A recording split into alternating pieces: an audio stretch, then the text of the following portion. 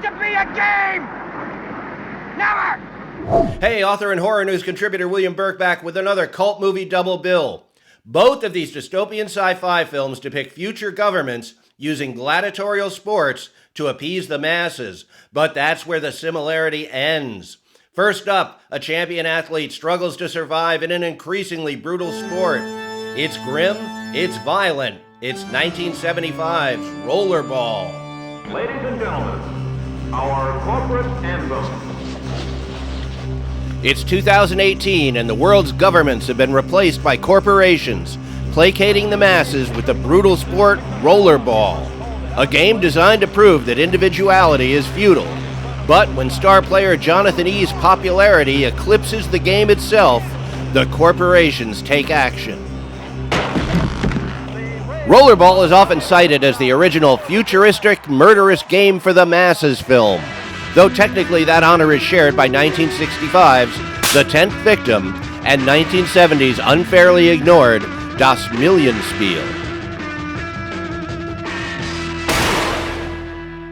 As the good book says, each shall seek his own kind. In other words, After directing the musicals Fiddler on the Roof and Jesus Christ Superstar, Norman Jewison was eager to explore a new genre. He found his inspiration in an Esquire magazine short story, Rollerball Murder by William Harrison. It would become Jewison's only foray into science fiction. Do your eyes dare witness total terror? For decades, the majority of science fiction films had been low-budget productions aimed at kids and teenagers. But in the early 70s, blockbuster films like Planet of the Apes and Westworld made big-budget science fiction part of the Hollywood studio system. The success of dystopian films like Clockwork Orange and Soylent Green proved the genre had matured. But even those dark films rarely strayed from conventional story elements such as romance, mystery, or redemption. Hey, I just want to point out a few things about Rollerball that may surprise viewers under 35. Despite all its spectacular stunts, Rollerball is not an action movie. It's social commentary wrapped in sci-fi that breaks most of modern Hollywood's rules. And here is why. The corporation took my wife away because an executive wanted her. I'm not going to review all that again. That was before I took over here, and I had nothing to do with it. James Caan's character Jonathan E's wife was taken by an executive, fueling his rage against the corporate machine. But he never seeks or finds a new love, nor do his attempts to dig into history unearth a world-shattering secret. He comes across as more bewildered than enraged, which is exactly how actor James Caan felt, later admitting he couldn't get a handle on the character. That may explain why he mumbled so much of his dialogue. Rollerball is unrelentingly grim, despite the fact that all the characters lead privileged lives. Even the elite executives seem to be having desperate fun, fueled only by drugs and gadgets.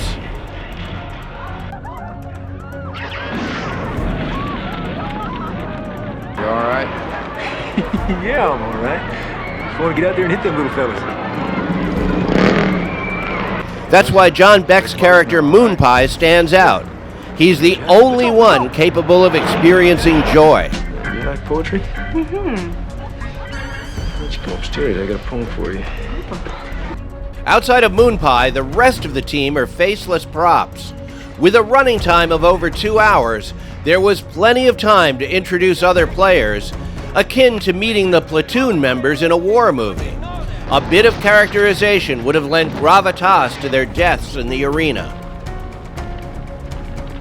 Another oddity is that we only glimpse this future society's elite, leaving us to wonder how the common folk live. Lesser yet entertaining movies like Robot Jocks showed us the other side of their society. We're having real meat tonight to celebrate. Only building half a world is an odd, but clearly intentional choice. The main issue is that after intense action scenes, the film downshifts into first gear for languid, though marvelously acted dialogue scenes. It's a definite social purpose. It's like intercutting reels from The Wild Bunch with Last Year at Marienbad. While both of those films are brilliant, they don't complement each other. And like Last Year at Marienbad, every visual detail and scene transition is meticulously planned and executed. I actually liked Last Year at Marienbad, though your experience may vary. These were intentional creative decisions made by a gifted filmmaker, and I admire Jewison's willingness to go against convention, even if his choices leave me as bewildered as Jonathan E. On the plus side, we get Rollerball. The sport is introduced with a very matter-of-fact setup by game officials, followed by 15 minutes of non-stop brutal gameplay. To achieve this, the producers converted an Olympic stadium in Munich to the Rollerball Arena. A mix of Hollywood stuntmen, European roller hockey players, and even American roller derby stars battled it out for the cameras, and sometimes just for fun. Veteran sports camera operators don skates gliding around the stuntmen and cast. Contrary to movie urban legends, nobody was killed or seriously injured in the making of Rollerball, but it sure looks that way. The film's production design is striking, often using practical locations to create a believable future world. I especially admire the conceptual artwork and game posters designed by Bob Peak. You can still buy those for your man cave. It's time to play Rollerball! Rollerball was remade in 2002 by Die Hard director John McTiernan. It was a creative and box office failure that even Jean Reno and LL Cool J couldn't breathe life into. Rollerball. 1975's Rollerball is a thought-provoking combination of intense game action and excellent performances, championing the concept that an individual can stand up to an oppressive society. Even if they probably had him killed 10 minutes later. And for more action-packed horror thrills, check out my novels, Dominant Species, Primeval Waters, and Scorpius Rex, available on Amazon. As the cars roar into Pennsylvania, the cradle of liberty, it seems apparent that our citizens are staying off the streets, which may make scoring particularly difficult, even with this year's rule changes. To recap those revisions, women are still worth 10 points more than men in all age brackets, but teenagers now rack up 40 points, and toddlers under 12 now rate a big 70 points. The big score, anyone, any sex, over 75 years old, has been upped to 100 points. As always, how fast you move determines how long you live. Our next film was designed as a knockoff of Rollerball, seen through a funhouse mirror. So let's get behind the wheel with Cult Movie Museum favorites Paul Bartel and Roger Corman for 1975's black comic thrill ride, Death Race 2000. In the far-off future year 2000, an authoritarian government appeases the masses with a deadly sporting event, the Transcontinental Road Race. Drivers race from coast to coast, racking up points for the number of pedestrians they kill. And yes, sirree, a clean hit, a perfect hit. Too bad the guy was only 38. Just 2 years older, he'd have been worth 3 times the points. But for the... Did I mention this was a comedy? Most knockoff films are inspired by the box office success of a big-budget blockbuster. But producer Roger Corman was always ahead of the pack. After hearing positive buzz about the upcoming film Rollerball, he decided to roll the dice on his own film. He optioned Ibn Melchor's dark science fiction story, The Racer, as the basis for the New World Pictures film, Death Race 2000. It's ironic that the high-budget Rollerball was adapted from a story published in the upscale Esquire magazine, while The Racer appeared in the decidedly down-market girly magazine, Escapade. Corman turned to Little Shop of Horrors screenwriter Charles B. Griffith and Wild in the Streets author Robert Thom. By the way, if you haven't seen Wild in the Streets, you're missing out. And you can run the country.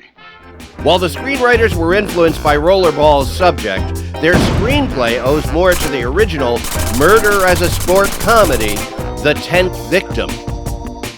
If you haven't seen it, you should. It's a super groovy, totally fab film. There is no cause for alarm. The patient has been flown in from abroad in a state of suspended animation in order to facilitate the healing of his recent limb.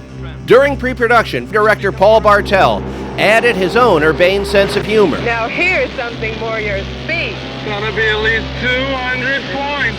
If they scatter, go for the baby and the mother. The resulting screenplay took satirical shots at violent sports, American bloodlust, and media culture. Battered, shattered, creamed and reamed. A dancer on the brink of death.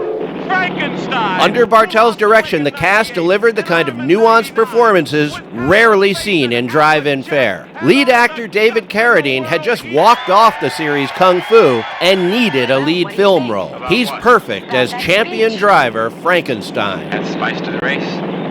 Spice? They've killed Nero. Yeah, they would have got more points for me. Don't you understand? They've declared war on the race and on you. Aren't you worried? The only thing that worries me is Machine Gun Joe Viterbo. Is winning all you care about? Yes. It's the only standard of excellence left.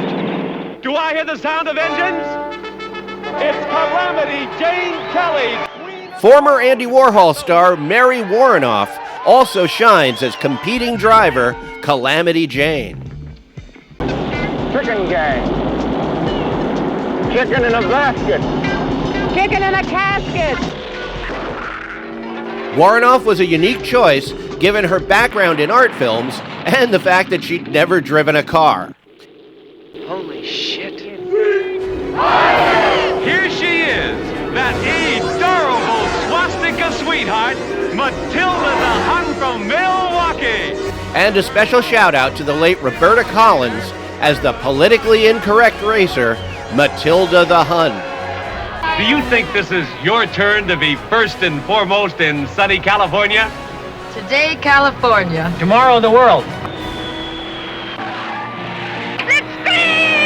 Ah, the 70s. And you know, there's only one person who guns an engine like that. It's gotta be the roughest, tough guy of them all, Machine Gun Joe Viterbo. And we get a young Sylvester Stallone giving his all as Machine Gun Joe. This was only a year before he wrote and starred in Rocky. You get a load of that face? Yeah, I wonder if somebody got points for that eye. The last lap. They're off. Frankenstein, holy crap! Joe has just scored his own pit crew. You lousy sons of bitches! Machine Gun Joe Viterbo, that funny man from Chicago, has scored his own mechanics for 40 points. Death Race 2000 had an embarrassment of riches in raw talent, but barely 2 nickels in the production budget. Creating a futuristic action film for less than $300,000 was a daunting task that drove the director and crew to the brink of exhaustion. And if you find yourself chuckling at the film's futuristic cars, don't feel bad. They didn't look very futuristic back in 1975. The cars were actually stripped-down rear-engine Volkswagen Bugs, similar to dune buggies. And back in 1975, we thought dune buggies were awesome. The converted Volkswagens were a nightmare, often having to be pushed into shots and rolled down hills just to gain any speed. There were no doubles for the cars, so even a minor fender bender could shut down production. Yet somehow Bartel pulled it off.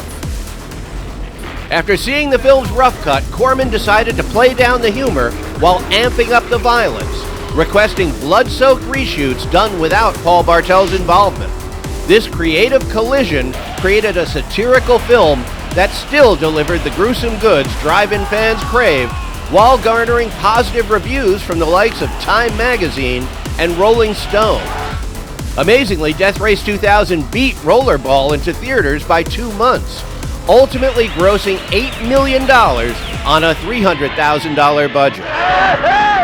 Hey, who got the last laugh there, huh? In 2008, the film was remade as Death Race, but this time Roger Corman's involvement was limited to cashing a check. The remake omitted the subversive killing of pedestrians to score points, which was like removing the carbonation from soda and still calling it pop. Death Race also spawned 2 direct-to-video sequels that occupy space and have mass. In 2017, Roger Corman remade the original as Death Race 2050, but its over-reliance on CGI left me cold. The remake's satire is aimed squarely at social media and the influencers it creates, meaning I'm just too old to judge that movie fairly. Joe doesn't look too happy, but you just can't keep those Frankenstein fans down. Lousy sons of bitches. The satirical elements of Death Race 2000 are still relevant today, which is both a tribute to its creators and a black mark on our society. The film has aged like good wine, but sadly our culture hasn't. The race is the symbol of everything we hold dear, our American way of life. Sure, it's violent, but that's the way we love it. Violent, violent, violent. And that's why we love you. Frank, do we have to listen to this? No. More great films are coming, so like and subscribe so you don't miss them.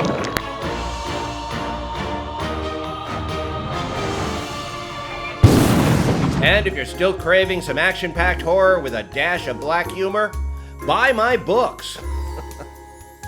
And as always, thanks for watching.